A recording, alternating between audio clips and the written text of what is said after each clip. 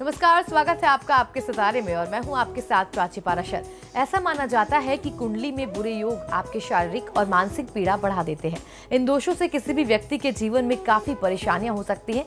ऐसे में आज आचार्य जी बताएंगे ऐसा चमत्कारी मंत्र जो ऐसे दोषों को कर देंगे आपके जीवन से दूर। और ये सब जानेंगे हमारे आज के महाउपाय में और आज का राशिफल भी जानेंगे। तो देर कैसे, शुरू करते हैं आपके सितारे।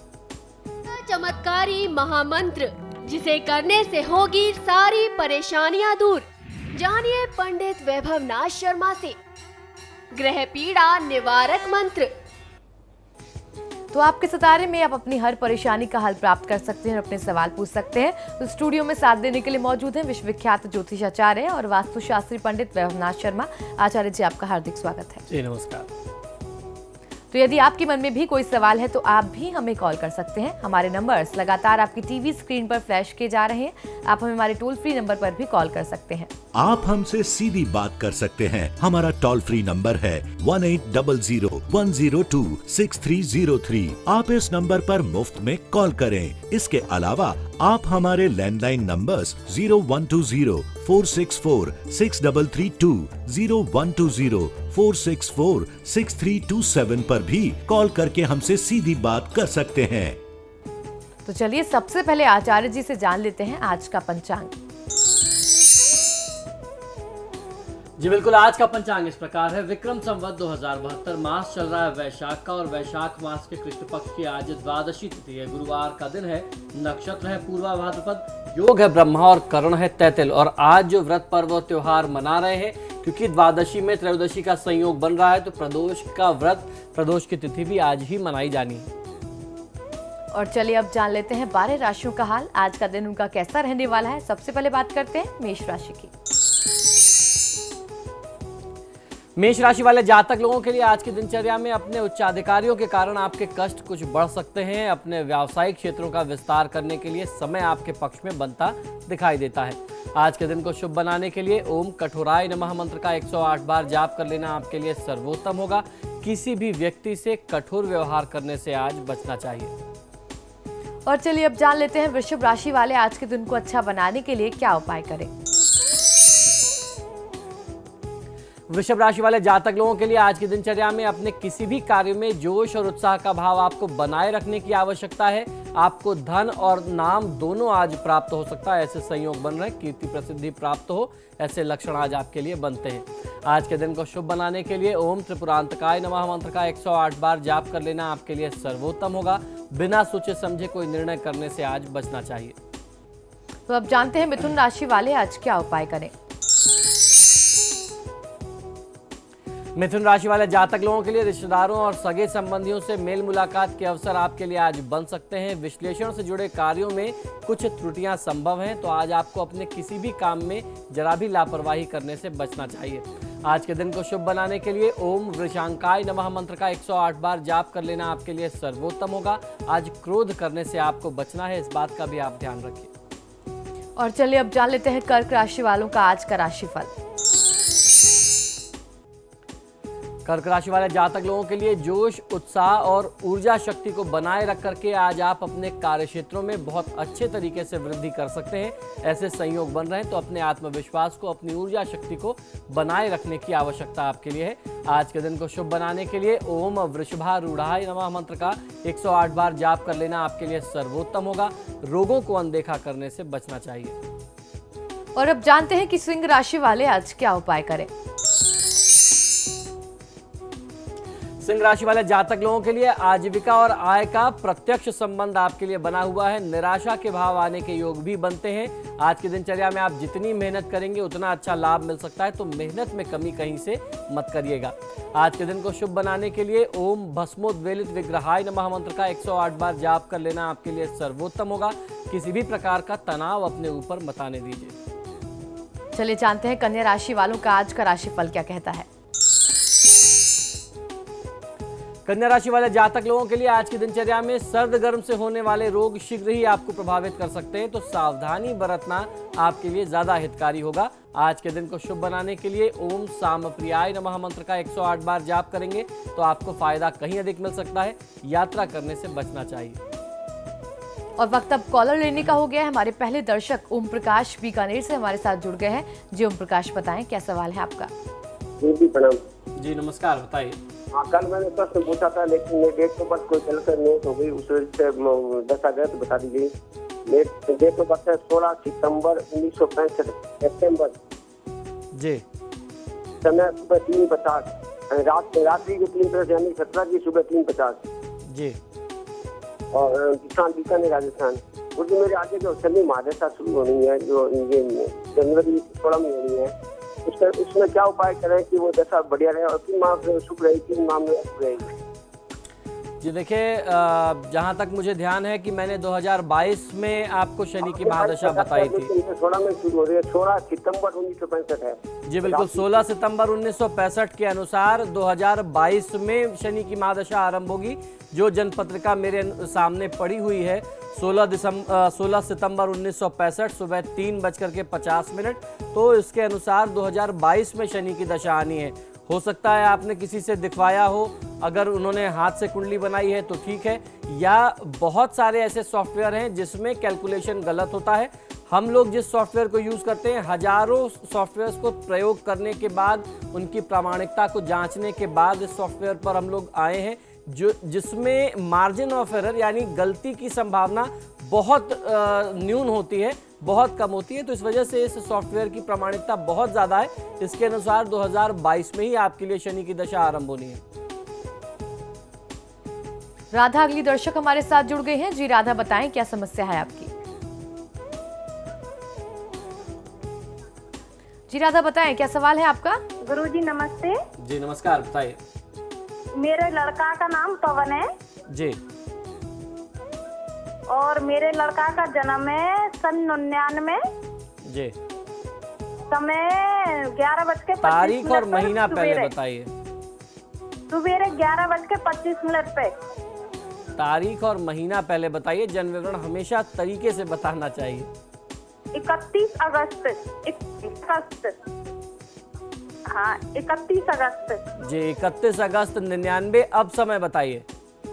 11:25 पर। जन्म का स्थान बताएं।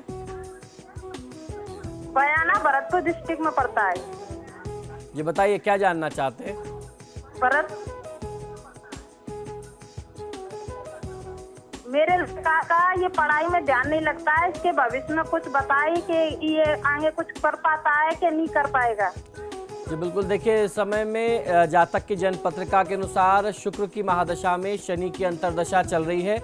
इस समय में ये लड़का दोस्तों मित्रों में बहुत ज़्यादा रहेगा, लोगों की बातों में बहकावे में बहुत ज़्यादा आएगा और बहकावे में आकर के अपने परिजनों का, अपने शुभचिंतकों की बात को ये समझ नहीं पाएगा। और इस समय में लक्षण ऐसे बनते हैं कि इस जातक की कुंडली में शुक्र जो है वो राहु के साथ पीड़ित है और शुक्र की दशा चल रही है, और शुक्र ही है जो मौज मस्ती और दोस्तों मित्रों का कारक होता है। और राहु के साथ शुक्र का पीड़ित होना ये दर्शाता है कि इस समय में कहीं ना कहीं से इसको गलत संगत मिल सकती है। अगर इसको समय रहते संभाला नहीं गया तो इसकी लाइन खराब हो सकती है, इसकी आदतें बिगड़ सकती हैं और आने वाले समय में ये हमेशा जो है किसी गलत राह पर जा सकता है। तो इसके लिए सबसे पहला काम करना चाहिए कि शुक्र और राहु का जाप करा करके शांति कराएं और इस बच्चे के हाथ से शुक्रवार के दिन दूध, दही, चीनी और चावल का दान कराना चाहिए किसी ब्राह्मण को, कुछ दक्षिणा के साथ 11 रुपए या 21 रुपए लगा करके 16 शुक्रवार ये उपाय करिए तो बच्चे की अपनी जो ग्रहों की स्थितियां हैं उसमें काफ़ी लाभ मिल जाएगा। तो पढ़ाई लिखाई भी करेगा और आप लोगों के लिए ये आज्ञाकारी भी बन जाएगा। सौरभ अगले दर्शक हमारे साथ जुड़ गए हैं। जी सौरभ, बताएं क्या सवाल है आपका। हेलो आचार्य जी, प्रणाम। जी नमस्कार, बताइए। जी आचार्य जी, मेरी डेट ऑफ बर्थ 1 मार्च 1973 है। सुबह 4:45, जन्म स्थान इलाहाबाद है। जी जी गुरुजी, मैं अपनी आर्थिक स्थिति बहुत परेशान चल रहा हूँ। मेरा कोई और मैं किस क्षेत्र का व्यापार करूँ और मेरे इष्ट देव कौन है, तीनों बताने की कृपा करें। धन्यवाद। जी, देखिए, आपकी जन्म पत्रिका के अनुसार बृहस्पति की महादशा में बृहस्पति की अंतर्दशा है। आपकी जन्म पत्रिका में बृहस्पति देवता लग्न में बैठे तो जरूर हैं, लेकिन बृहस्पति के जो भाव हैं वह तीसरे और 12वें भाव का स्वामी है। तो ऐसे में जीवन में संघर्ष बहुत रहता है, खर्च बहुत ज़्यादा रहता है, और 12वें भाव में मंगल राहु का जो संयोग है इसने आपके खर्चे बहुत ज़्यादा बढ़ा रखे हैं। अनायास आपके खर्चे बढ़े हुए हैं, व्यर्थ के खर्चे होते हैं, बिना मतलब के खर्चे होते हैं, और ख़ास तौर पर ऐसी चीज़ों में खर्चे होते हैं जहां अमूमन एक आम आदमी खर्च नहीं करता। तो सबसे पहले तो अपनी सूझबूझ का भी आपको प्रयोग करना चाहिए, खर्चों में थोड़ा सा कमी करिए।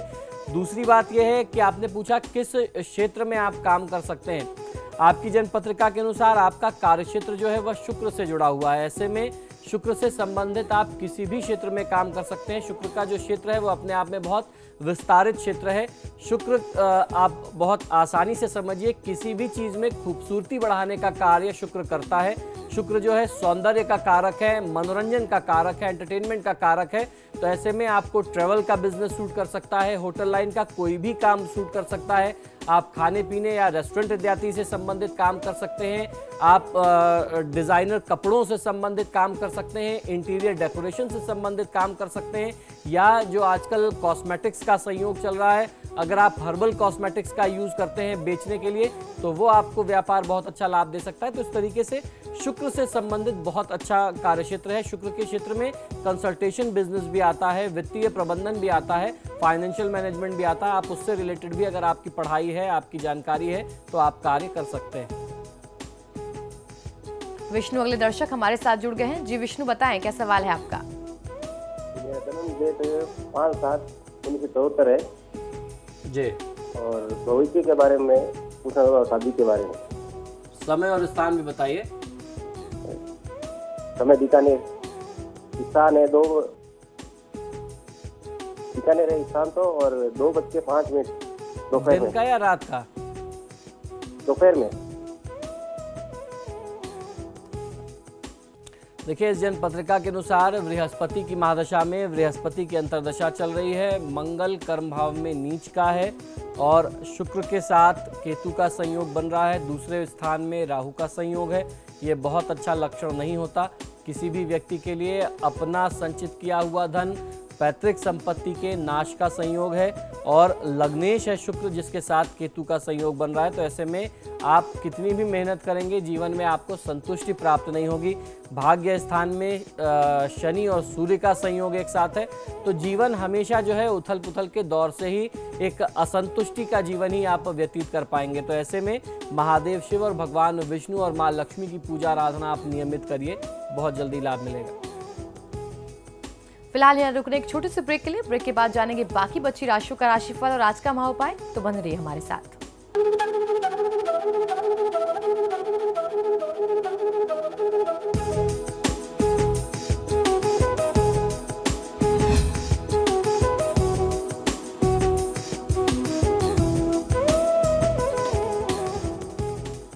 ब्रेक के बाद आपका स्वागत है। चलिए रुक करते हैं बाकी बची राशियों का और बात करते हैं तुला राशि की। तुला राशि वाले जातक लोगों के लिए आज की दिनचर्या में लोगों के साथ, अपने सहकर्मियों और अपने परिजनों के साथ असहयोग की भावना आप में अधिक रह सकती है। आज आप लोगों के साथ कोऑपरेट करना नहीं चाहेंगे, ये आपके लिए ठीक नहीं है, ये आपके संबंधों को प्रभावित कर सकती है। तो इस प्रकार की प्रवृत्ति से, ऐसी आदतों से आपको बचना चाहिए।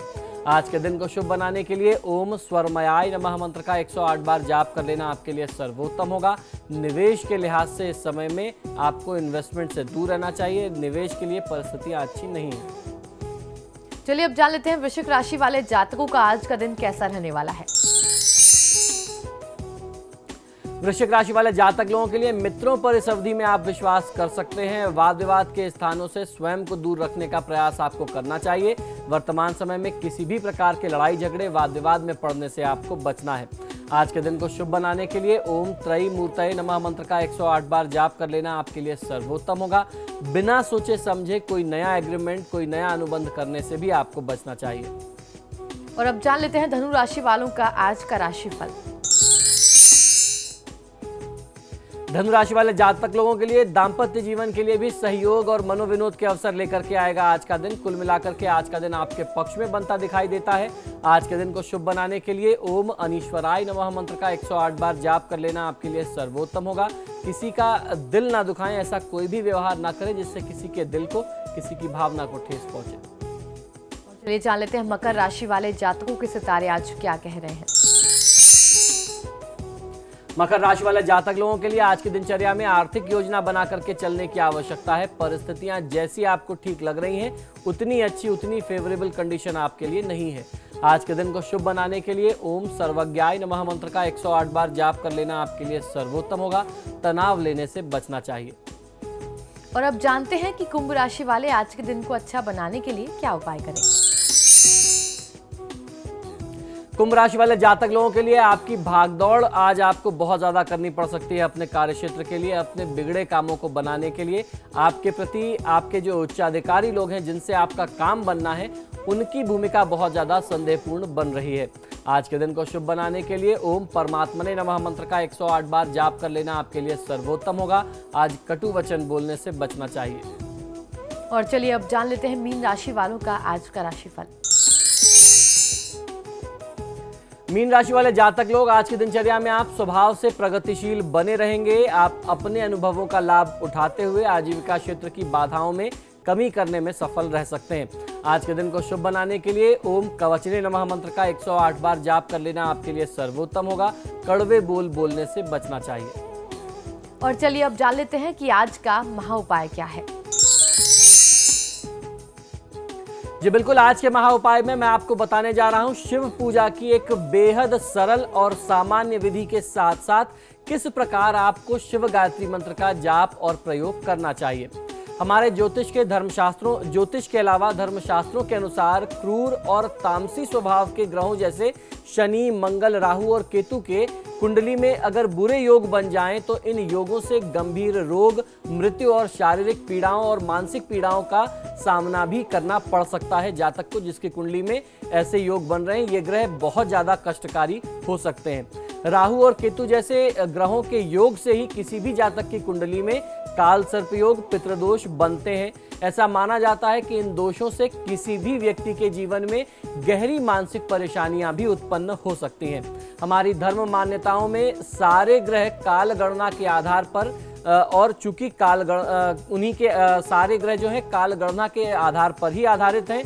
चूंकि काल पर महादेव शिव का नियंत्रण है, इसीलिए महादेव यानी भगवान शिव की पूजा आराधना करने से, उपासना कर लेने से ग्रह दोषों की शांति जो है वो बहुत आसान तरीके से हो जाती है। और ऐसा कहते हैं कि महादेव शिव की पूजा आराधना ऐसे समय में अवश्य ही करनी चाहिए। अगर आप कुछ नहीं करते हैं तो कम से कम शिव गायत्री मंत्र का आपको जाप करना चाहिए और शिवलिंग पर जाकर के थोड़ा सा कच्चा दूध अर्पित करना चाहिए। ऐसे में भगवान शिव के एक ऐसे अचूक मंत्र पर आज हम लोग चर्चा करने जा रहे हैं, या इस मंत्र का ऐसा जाप का महात्म है जो ग्रह पीड़ा ही दूर नहीं करता बल्कि आपको आपकी मनचाही इच्छा भी पूरी करके देता है, यानी आपके मनचाहे फल भी आपको देता है।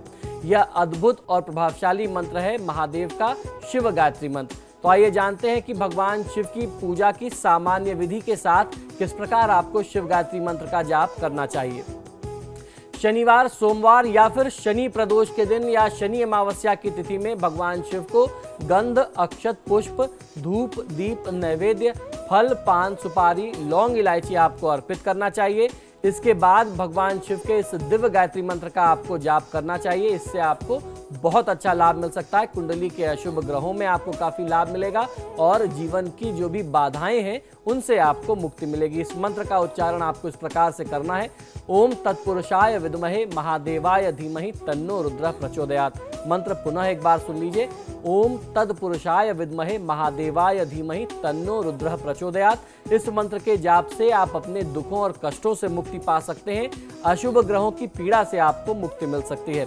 धार्मिक मान्यता है कि शनिदेव जो हैं वह भगवान शिव के परम भक्त हैं और महादेव शिव के आदेश के अनुसार ही शनिदेव जगत के हर प्राणी को उसके कर्मों के आधार पर दंड देते हैं। इसलिए शनि या राहु, केतु इत्यादि की जो ग्रहों की पीड़ा है, इनकी शांति के लिए खासतौर पर महादेव शिव की पूजा शनिवार और सोमवार को करना बहुत ज़्यादा प्रभावशाली और बहुत कारगर माना जाता है। तो आज के महाउपाय में जाना हमने शिव का वो दिव्य मंत्र जिसको करने से हमारे सारे कष्ट दूर हो जाते हैं। बहुत बहुत शुक्रिया आचार्य जी। तो फिलहाल आपके सितारे में इतना ही। आप देखते रहिए समाचार प्लस।